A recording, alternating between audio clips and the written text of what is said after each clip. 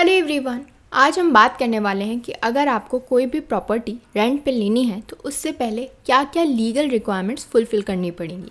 सबसे पहले तो एक चीज़ क्लियर कर लीजिए कि ये जो हाउस रेंटिंग का पूरा प्रोसीजर होता है ये एक कॉन्ट्रैक्चुअल रिलेशनशिप होता है और इसे किया जा सकता है थ्रू अ लीज अग्रीमेंट और a leave and license agreement. अब हम समझ लेते हैं कि किसी भी प्रॉपर्टी को रेंट से लेने से पहले आपको क्या क्या स्टेप्स फॉलो करने चाहिए। दो ये कोई लीगल रिक्वायरमेंट नहीं है, लेकिन अगर आप ऐसा करेंगे तो इसके लिए आपको ही फ़ायदा होगा। सबसे पहला है कॉन्टैक्ट अ ब्रोकर। तो जब भी आप डिसाइड करते हैं कि आपको कोई भी घर या फिर फ्लैट रेंट पे चाहिए तो इन दैट केस जिस एरिया में भी आप रहना चाहते हैं उस एरिया के ब्रोकर को कॉन्टैक्ट करें। बट ब्रोकर का मतलब ये नहीं है कि अब आपको उसे पैसे देने ही पड़ेंगे। So brokers are usually paid only after you finalise a house and you sign the contract. तो अगर आपको ऐसा लगता है कि हर घर देखने के लिए आपको ब्रोकर को कुछ अमाउंट देना होगा तो नहीं, ये सब उस पैकेज का पार्ट होता है। ब्रोकर आपको डिफरेंट हाउसेस दिखाएगा, उसमें से जो घर आप फाइनल करते हैं और उसका कॉन्ट्रैक्ट साइन करते हैं सिर्फ उसी में से आपको कमीशन देना पड़ेगा ब्रोकर का। नेक्स्ट चीज़ जो घर लेने से पहले आपको देखनी चाहिए वो है कि उस जगह को, उस एरिया को, उस फ्लैट को अच्छे से इंस्पेक्ट कीजिए। जो भी आपकी रिक्वायरमेंट्स है, आपको कितना BHK चाहिए, कितने उसमें कमरे होने चाहिए, आपको फर्निश चाहिए, सेमी फर्निश चाहिए, तो ये सब चीज़ें आप वहाँ जाके इंस्पेक्ट कीजिए। इसके अलावा जो बेसिक रिक्वायरमेंट्स होती हैं जैसे कि पानी, इलेक्ट्रिकल फिटिंग्स, फ़ैन, बल्ब, तो ये सब है या नहीं ये होने चाहिए। किसी भी तरीके का मकान हो, चाहे वो फर्निश्ड हो या फिर अनफर्निश्ड हो, ये सब बेसिक रिक्वायरमेंट्स हैं जो कि हर फ्लैट के अंदर, हर घर के अंदर होनी चाहिए अगर आप उस फ्लैट को रेंट पे ले रहे हो। And the last one is token money. Suppose करिए आपको घर अच्छा लग रहा है मगर फिर भी आपको कुछ टाइम चाहिए उस बारे में सोचने के लिए कि आप इसी घर को फाइनल करना चाहते हैं या नहीं। इन दैट केस आप टोकन मनी दे सकते हैं लैंडलॉर्ड को, ताकि वो और लोगों को वो घर ना दिखाए और आपको भी कुछ टाइम मिल जाए उसके बारे में सोचने का। अगर हम टोकन मनी की बात करें तो टोकन मनी देने से ये कोई कॉन्ट्रैक्चुअल रिलेशनशिप स्टैब्लिश नहीं करता है between the landlord and the tenant. ये सिर्फ एक तरीका होता है उस जगह को रोकने का। और अगर आगे चल के जो टेनेंट है वो अपनी बात से पलट जाता है कि नहीं नहीं मुझे घर नहीं चाहिए, तो लैंडलॉर्ड चाहें तो उस टोकन मनी को अपने पास रख भी सकता है, क्योंकि उस रिगार्ड में कभी भी कोई कॉन्ट्रैक्ट साइन नहीं हुआ था।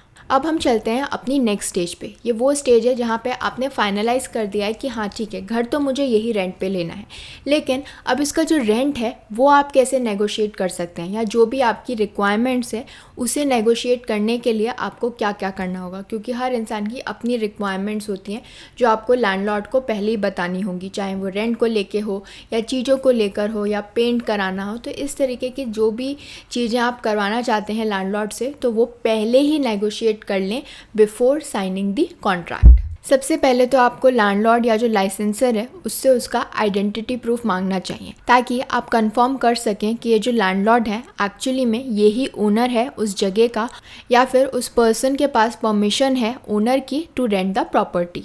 इस आइडेंटिटी प्रूफ को मांगने का पर्पस यही है ताकि आप चेक कर सकें that whether the person is who they claim to be. और किसी भी तरीके का आइडेंटिटी कार्ड चलेगा, जैसे कि Aadhaar card, driving licence etcetera. मगर जो भी ID कार्ड आप ले रहे हैं उसके अंदर उनकी पिक्चर होनी चाहिए as well as the permanent address. इसके अलावा आप रेंट और डिपॉजिट को भी नेगोशिएट कर सकते हो। तो आप जब लैंडलॉर्ड से बात कर रहे हो तो आप उनसे कह सकते हो कि नहीं थोड़ा कम कर सकते हैं, डिपॉजिट थोड़ा कम कर सकते हैं। और जब भी आप ये रेंट और डिपॉजिट जो है पे कर रहे हो, प्लीज़ मेक श्योर कि आप उनसे उन चीज़ों की रिसीट मांग रहे हो। और अगर नेगोशिएट करते समय आप अपने साथ ब्रोकर को रखोगे तो वो ज़्यादा फ़ायदेमंद रहेगा, क्योंकि वो ज़्यादा अच्छे से उनसे नेगोशिएट कर पाएगा, because he is a third party, एक न्यूट्रल पर्सन है, तो वो दोनों के बारे में ही सोचेगा। तो उसको साथ में रखने से थोड़ा सा ज़्यादा फ़ायदा हो सकता है। नेक्स्ट नेगोशिएशन जो की जा सकती है वो है in regard to the requirements in the house. तो जब आप हाउस को इंस्पेक्ट करोगे और आपको ऐसा लगता है कि उस जगह में कुछ चेंजेस या एडिशंस की ज़रूरत है, then you should tell the landlord before signing the contract. आपको उसे बताना होगा कि ये सही नहीं है, बाथरूम में कुछ फिटिंग सही नहीं है, वो चेंज करानी है। तो ये सब चीज़ें कॉन्ट्रैक्ट साइन करने से पहले ही उसे बता दो। इसे कॉन्ट्रैक्ट साइन करने से पहले इसलिए करना ज़रूरी होता है और ये हेल्पफुल रहता है ताकि आपको पता चल सके that whether the landlord is open to negotiations for the requirements you want.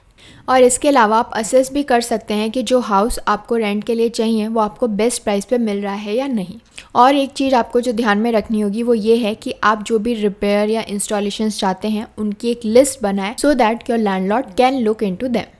अब हम बात कर लेते हैं उस प्रोसेस की जो कि इन्वॉल्व होगा इन नेगोशिएटिंग द रेंट। सबसे पहले तो आपको जो लैंडलॉर्ड है उसका आइडेंटिटी प्रूफ मांगना होगा ताकि आप इंश्योर कर सकें कि ये वही पर्सन है जो अपने आप को ओनर बना रहा है उस प्रॉपर्टी का, या फिर उसके पास जो है पावर्स हैं, राइट्स हैं जो उसे ओनर ने दी हैं कि वो इस प्रॉपर्टी को जो है रेंट पे दे सकता है। ये इसलिए ज़रूरी होता है क्योंकि कई बार चीटिंग और फ्रॉड जैसे मामले भी आए हैं जहाँ पे जो लोग एक्चुअली में ओनर नहीं होते और रेंट पे प्रॉपर्टी दे देते हैं और रेंट लेके भाग जाते हैं। तो नुकसान किसका होता है? टेनेंट का।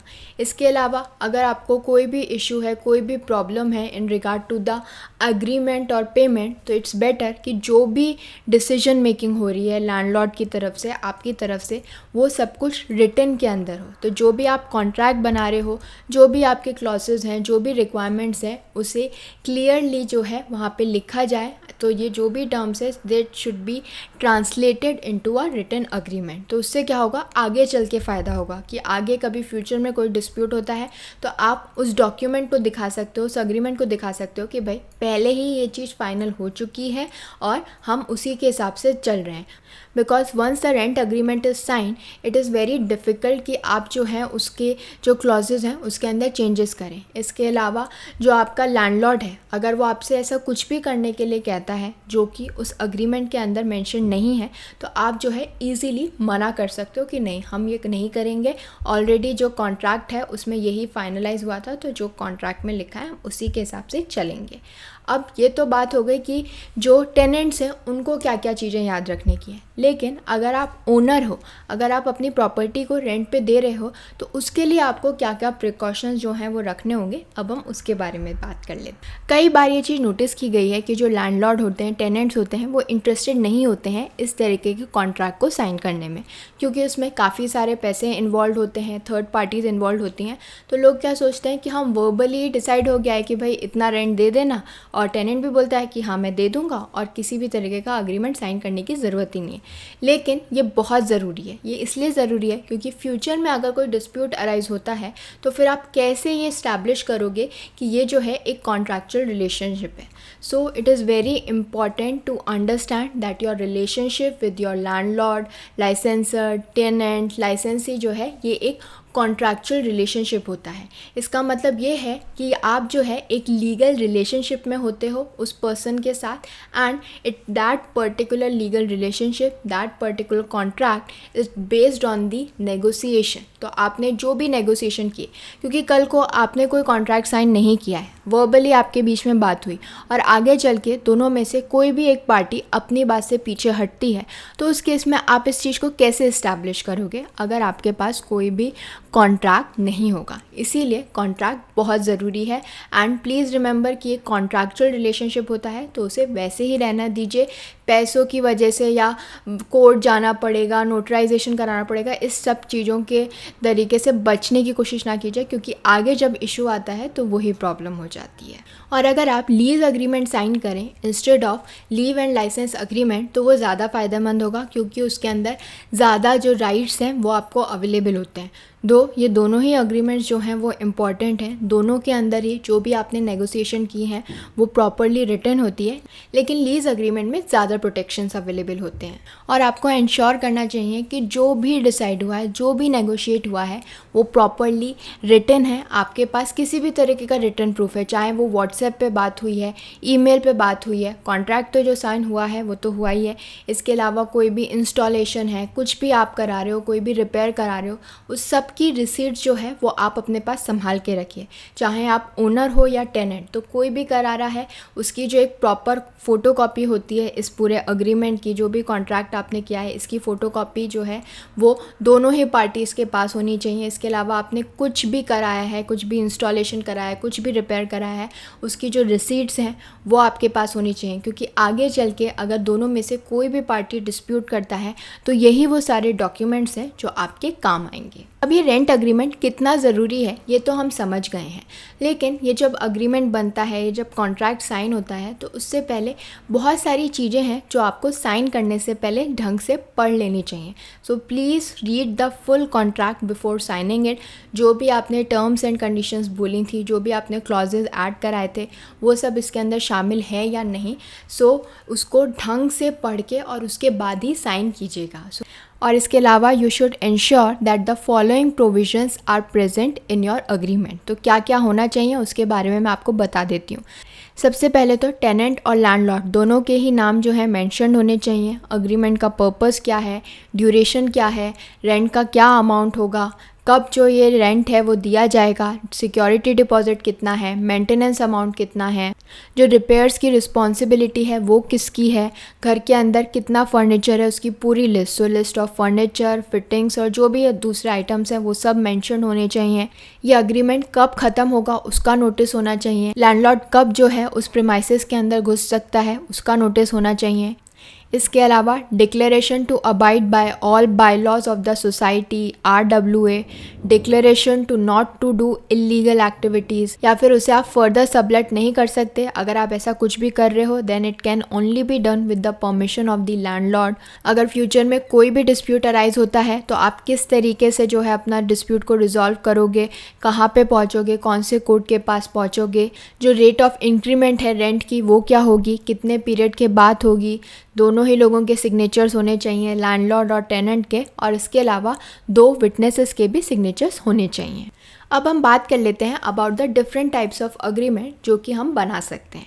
तो सबसे पहले तो हम अब तक ये समझ गए हैं कि रेंट के रिगार्ड में इस तरीके के अग्रीमेंट्स बनवाना कितना ज़रूरी है, क्योंकि अगर कोई भी डिस्प्यूट होता है, सपोज़ आपको कोर्ट में कोई केस फाइल करना है या पुलिस के पास जाना है, तो यही वो कॉन्ट्रैक्ट जो है, ये जो रिटन डॉक्यूमेंट है, यही आपका प्रूफ होगा अपनी बात को कहने का, अपनी टर्म्स एंड कंडीशंस बताने का। तो इसलिए ये बहुत ज़रूरी है। लेकिन इस तरीके के अग्रीमेंट्स भी 2 तरीके में डिवाइडेड है। सबसे पहला है लीज अग्रीमेंट, या फिर जिसे हम लीज डीड भी बोलते हैं या फिर रेंट अग्रीमेंट बोलते हैं, और दूसरा है लीव एंड लाइसेंस अग्रीमेंट। सबसे पहले हम बात कर लेते हैं about the leave and license agreement. Cities के अंदर ये जो लीव एंड लाइसेंस अग्रीमेंट है यही फॉलो होता है इंस्टेड ऑफ रेंट अग्रीमेंट। इसके अंदर बेसिकली जो लैंडलॉर्ड है वो परमिट कर रहा है टेनेंट को कि आप उस प्रॉपर्टी को यूज़ कर सकते हो फॉर अ पर्टिकुलर पर्पस, और इसके अंदर जो लैंडलॉर्ड होता है उसे हम लाइसेंसर कहते हैं और जो टेनेंट होता है उसे लाइसेंसी। लेकिन इसके अंदर जो राइट्स होते हैं वो लिमिटेड होते हैं। इसका सबसे पहला रीज़न ये है कि जो टेनेंट प्रोटेक्शन है वो अवेलेबल नहीं होता है लाइसेंसी को, क्योंकि इसके अंदर आप एज अ टेनेंट नहीं माने जा रहे हो, आप एक लाइसेंसी हो। यानी आपको परमिशन मिली है कि आप उस पर्टिकुलर एरिया को, उस पर्टिकुलर जगह को जो है एक स्पेसिफिक पर्पस के लिए यूज़ कर सकते हो। लेकिन आपके पास जो है टेनेंट के राइट्स नहीं होंगे तो आपके जो राइट्स हैं वो लिमिटेड हो जाते हैं to use the premises for a specific purpose. इसके अलावा इसके अंदर जो भी राइट्स होती हैं, ड्यूटीज़ होती हैं लाइसेंसर और लाइसेंसी की, they are guided by the agreement. यानी अग्रीमेंट के अंदर जो भी लिखा है वर्ड बाय वर्ड वो ही फॉलो होगा, उससे बाहर आप नहीं जा सकते। और अगर कोई भी पार्टी जो है इस अग्रीमेंट को वॉयलेट करती है या फिर ब्रीच करती है तो ये माना जाएगा that it is a breach of contract, और इसके लिए आपको जाना पड़ेगा to the court to file a civil suit. अब हम बात कर लेते हैं लीज अग्रीमेंट की। ज़्यादातर सिटीज़ के अंदर यही फॉलो होता है, जैसे कि दिल्ली हुआ, बैंगलोर हुआ, और वहाँ पे हम इसे पॉपुलरली रेंट अग्रीमेंट के नाम से भी जानते हैं। ये ज़्यादा पॉपुलर इसलिए है क्योंकि इसके अंदर जो राइट्स अवेलेबल होते हैं वो भी ज़्यादा होते हैं। फॉर एग्ज़ाम्पल अगर हम टेनेंट के राइट्स की बात करें तो जो भी प्रॉपर्टी वो रेंट के ऊपर ले रहे हैं उसके अंदर उनका इंटरेस्ट होता है, उनका उस पर राइट होता है कि वो उस प्रॉपर्टी को कैसे भी यूज़ कर सकते हैं क्योंकि वो रेंट पे कर रहे हैं। इसके अलावा they have the right to possession, यानी जिस एरिया के लिए वो रेंट पे कर रहे हैं उसे वो कैसे भी यूज़ कर सकते हैं। उसके अंदर जो है जो लैंडलॉर्ड है वो ऐसे नहीं घुस सकता है रैंडमली या कुछ भी अपना काम नहीं कर सकता। वो जो एरिया है वो सिर्फ और सिर्फ टेनेंट के यूज़ के लिए ही है। और लास्ट है प्रोटेक्शन फ्रॉम एविक्शन। तो इस लीज़ अग्रीमेंट के अंदर, रेंट अग्रीमेंट के अंदर जो टेनेंट्स होते हैं उनके पास ये राइट होता है कि जब तक ये जो लीज़ पीरियड है उस पीरियड के दौरान जो लैंडलॉर्ड है वो उन्हें विदाउट एनी लीगल जस्टिफिकेशन जो है इविक्ट नहीं कर सकता। अगर वो ऐसा कर रहा है तो उसे नोटिस देना होगा, प्रॉपर रीज़न देना होगा कि ऐसा क्यों किया जा रहा है। अब हम ये तो समझ गए हैं कि इन अग्रीमेंट्स को साइन करना कितना ज़रूरी है, लेकिन साइन करने से पहले और साइन करने के बाद आपको क्या क्या स्टेप्स लेनी चाहिए, क्या क्या चीज़ों का ध्यान में रखना चाहिए, वो बहुत इंपॉर्टेंट है। सबसे पहली चीज़ तो है that read your agreement properly. Agreement को साइन करने से पहले उसके जो भी क्लॉजेज हैं, जो भी रिक्वायरमेंट्स हैं, उन्हें ढंग से पढ़िए। आपका जो लॉयर है उसे भी पढ़ाइए कि भाई आपने जो भी रिक्वायरमेंट्स बोली थी वो सब इस अग्रीमेंट के अंदर शामिल हैं या नहीं। इसके अलावा जब भी आप साइन कर रहे हो please ensure that there are 2 witnesses who are present, और ये ज़रूरी है। बिना विटनेसेस के साइन किए ये जो अग्रीमेंट है ये प्रॉपर जो है वो लीगल कॉन्ट्रैक्ट नहीं माना जाएगा। ज़रूरी है कि 2 विटनेसेस हैं कि भाई ये लैंडलॉर्ड है, ये टेनेंट है और ये इस प्रॉपर्टी को जो है रेंट पे दे रहे हैं और ये हमें पता है, तो उस रिगार्ड में 2 विटनेसेस ने उसके ऊपर साइन किया हो, ये एक लीगल रिक्वायरमेंट है। इसके अलावा जब आपने साइन कर दिया है तो उसके बाद भी you should do the due diligence, जैसे कि notarisation and registration of the agreement. तो once you have signed the agreement, make sure कि आप जो है नोटराइज करें या फिर रजिस्टर करें अपने इस अग्रीमेंट को। अगर आप अपने घर को जो है दूसरे को रेंट पे दे रहे हैं या फिर किसी और के घर को जो है रेंट पर ले रहे हैं। और यही रीज़न है कि जो हमारे रेंट अग्रीमेंट्स हैं वो जनरली 11 मंथ्स के होते हैं, क्योंकि 11 मंथ्स के जो अग्रीमेंट्स हैं उनके लिए रजिस्ट्रेशन जो है कंपलसरी नहीं है, but it is compulsory to notarise the agreement. Next है पुलिस वेरिफिकेशन। तो एक बार जो आपने अग्रीमेंट साइन कर दिया है उसके बाद जो है ये पुलिस वेरिफिकेशन का प्रोसेस बहुत ही ज़रूरी है अगर आप अपने घर को रेंट पे दे रहे हो। इसका रीज़न ये है कि वो पर्सन जो घर रेंट पे ले रहा है उसका कोई ऑब्लिगेशन नहीं है कि वो पुलिस वेरिफिकेशन कराए, लेकिन अगर लैंडलॉर्ड आपसे ऐसा कराने के लिए कह रहा है then you must cooperate with your landlord जब भी वो आपसे आपकी डिटेल्स मांगे for this process, as the landlord is required to complete this process by law. अब ये तो हो गई रेंट अग्रीमेंट को साइन करने की बात, और साइन करने के बाद के क्या क्या प्रोसेस है। तो उसके अंदर एक प्रोसेस और शामिल है, वो है रजिस्ट्रेशन का। तो अगर आपका जो लीज़ अग्रीमेंट है वो 11 महीने से ज़्यादा का है, 1 साल के लिए या उससे ज़्यादा का है, इन दैट केस आपको कंपल्सरीली उसे रजिस्टर कराना पड़ेगा with the office of the sub registrar, और ऐसा आपको कराना पड़ेगा with in 4 months of signing it. और अगर आप ऐसा नहीं कराते हो और फिर फ्यूचर में कोई भी डिस्प्यूट अराइज होता है तो आप कोर्ट के पास नहीं जा सकते, क्योंकि आप खुद जो है आपने लीगल रिक्वायरमेंट फॉलो नहीं किए। तो जिस दिन से यह अग्रीमेंट साइन हुआ है उस दिन से 4 महीने के अंदर अंदर आपको इसे सब रजिस्ट्रार के ऑफिस में जाके इसे रजिस्टर कराना पड़ेगा, क्योंकि अगर आप ऐसा नहीं कराते हो तो ये जो पूरा डॉक्यूमेंट है ये एक एविडेंस नहीं माना जाएगा अगर कल को कोई डिस्प्यूट अराइज होता है और आप कोर्ट के पास जाते हो। इसके अलावा आपका जो अग्रीमेंट है वो इसलिए ज़रूरी है स्पेशली फॉर द टेनेंट, ताकि आगे चल के बीच में कभी भी लैंडलॉर्ड जो है वो आपका रेंट ना बढ़ा दे, क्योंकि ये प्रूफ होता है, उसके अंदर सब लिखा होता है कि कितना रेंट है, 1 साल तक के लिए इतना रेंट रहेगा, फ्यूचर में ये कब बढ़ेगा, किस रेट से बढ़ेगा, वो सब कुछ इस अग्रीमेंट के अंदर मेंशन होता है, जिसे रजिस्ट्रेशन कराना पड़ता है। और ये रजिस्ट्रेशन सिर्फ तभी ज़रूरी होता है अगर आपका जो अग्रीमेंट है वो 11 महीने से ज़्यादा का है, 1 साल का है या 1 साल से ज़्यादा का है। इसीलिए यही रीज़न है कि क्यों ज़्यादातर जो ये अग्रीमेंट्स होते हैं वो 11 महीने के लिए बनवाए जाते हैं, ताकि ये जो पूरा रजिस्ट्रेशन प्रोसेस है इससे बचा जा सके। लेकिन कुछ सिटीज़ जैसे कि मुंबई, यहाँ पे सभी अग्रीमेंट्स का रजिस्ट्रेशन कंपलसरी है, चाहे आपका जो पूरा अग्रीमेंट है वो 11 महीने का है, 1 साल का है, 5 साल का है, सबका रजिस्ट्रेशन होगा, इट इज़ कंपलसरी। अब हम बात कर लेते हैं about the notarisation of your agreement. हर तरीके का अग्रीमेंट भले ही वो रजिस्टर हो या ना हो, उसका नोटराइजेशन बहुत ज़रूरी है। नोटराइजेशन बेसिकली इंश्योर करता है कि जो आपका कॉन्ट्रैक्चुअल पूरा जो कॉन्ट्रैक्ट बना है वो वैलिड है या नहीं, क्योंकि आगे चल के अगर आपको प्रूफ करना है तो it should be valid, it should be legal, और नोटराइजेशन जो है वो आपको वही प्रोवाइड करता है। इसके अलावा ये अफर्म करता है कि वो पार्टीज़ जिन्होंने इसके ऊपर साइन किया है वो वही हैं, तो ये पूरा का पूरा जो डॉक्यूमेंट है उसे लीगलाइज करता है ये नोटराइजेशन।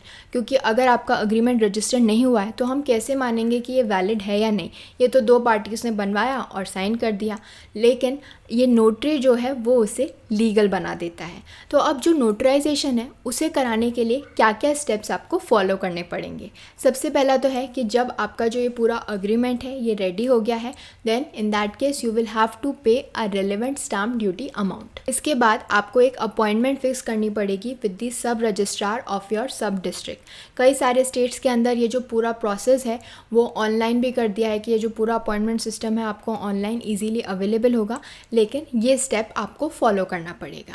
इसके बाद जो लैंडलॉर्ड या लाइसेंसर या फिर जो टेनेंट है, जो लाइसेंसरी है, वो वहाँ के ऑफिस के अंदर जाएंगे अलॉन्ग विद द 2 विटनेसेस, और इसके अलावा बहुत सारे डॉक्यूमेंट्स भी होंगे, जैसे कि जो आपका अग्रीमेंट है वो 2 recent passport size photos, landlord और विटनेसेस की फ़ोटोज़, और टेनेंट और लैंडलॉर्ड के आईडी प्रूफ जैसे कि Aadhaar card, election ID card, passport या फिर जो भी गवर्नमेंट इशूड आईडी कार्ड्स होते हैं वो। तो इसमें से कोई भी जो भी आईडी प्रूफ है वो आप वहाँ ले जा सकते हैं। इसके बाद जो लास्ट स्टेप है वो इन्वॉल्व करता है पेइंग ऑफ रजिस्ट्रेशन फ़ी। तो once you have paid that registration fee to the sub registrar, आपका ये जो पूरा प्रोसेस है वो कंप्लीट हो जाएगा। अब हम बात कर लेते हैं in regard to paying rent. तो जब आप रेंट पे करते हो तो उसकी क्या क्या टेक्निकलिटीज़ होती हैं, क्या क्या चीज़ें आपको पता होनी चाहिए, ताकि जो लैंडलॉर्ड है वो आपके साथ जो टेनेंट्स हैं उनके साथ कुछ गलत ना करे, ना ही उनसे ज़्यादा रेंट चार्ज करे। सबसे पहला है how to deposit the rent. तो लीज डीड्स के अकॉर्डिंग जो भी आपको रेंट पे करना होता है वो हर महीने की 15 तारीख तक पे करना चाहिए, लेकिन लीव एंड लाइसेंस अग्रीमेंट के अंदर ये चीज़ नेसेसरी नहीं है, ज़रूरी नहीं है। बट जो लीज डीड्स है उसके अकॉर्डिंग हर महीने की 15 तारीख तक आपको रेंट पे करना होगा। And you usually pay rent for the coming month. For example, अगर आप पे कर रहे हो rent on 15 June, then in that case you are paying rent for the period of 15 June to 15 July, यानी आप advance में पे करते हो। और ये जो रेंट पेमेंट की डेट होती है ये स्पेसिफाइड होती है आपके रिटन अग्रीमेंट में for both the rent and leave and license agreements. और ये जो रेंट है वो आप कैसे भी पे कर सकते हो, या तो चेक के थ्रू या फिर ऑनलाइन ट्रांसफ़र के थ्रू, ताकि रिकॉर्ड ऑफ पेमेंट रहे। और अगर आप कैश के अंदर अपना रेंट पे कर रहे हो, then in that case please ask your landlord और लाइसेंसर फॉर द रिसीट, क्योंकि फिर आप प्रूफ कैसे करोगे कि आपने रेंट पे कर दिया है? क्योंकि जब हम ऑनलाइन या फिर चेक के थ्रू जो पेमेंट करते हैं तो उसकी हमारे पास रिसीट होती है, बट जब हम कैश के अंदर पे करते हैं तो इसीलिए ये टेनेंट की ड्यूटी है कि वो लैंडलॉर्ड या लाइसेंसर जो है उससे एक रिसीट मांगे, ताकि कल को कुछ डिस्प्यूट होता है तो उससे वो एज अ प्रूफ यूज़ हो सके। और लास्ट है कि ये जो रेंट है वो इंक्रीज़ कैसे किया जाता है। तो ये जो कॉन्ट्रैक्ट बनता है, ये जो लीज डीड बनती है, इसके अंदर सब कुछ स्पेसिफिकली मेंशन होता है कि कितने टाइम बाद जो है वो रेंट बढ़ाया जाएगा, कितना % बढ़ाया जाएगा। तो जो आपका लैंडलॉर्ड है वो उस पीरियड के लिए, जब तक के लिए ये जो पूरा डीड है, जो पूरी अग्रीमेंट बनाई गई है, उस पीरियड के अंदर जो आपका रेंट है वो इंक्रीज़ नहीं किया जा सकता, और उसी रेट से इंक्रीज़ किया जाएगा जो उसके अंदर मैंशनड है। Once that period is over, उसके बाद जब नया अग्रीमेंट बनेगा तब वो नए क्लॉसेस उसके अंदर ऐड कर सकते हैं, लेकिन उस पीरियड के लिए जब तक ये लीज़ जो है वो है उस समय के लिए वो रेंट एंड आर्बिट्रेरीली इंक्रीज़ नहीं कर सकते। I hope this information was helpful to all of you. Thank you for watching this video. Don't forget to follow Nyay and do join us again for more of India's Laws Explained.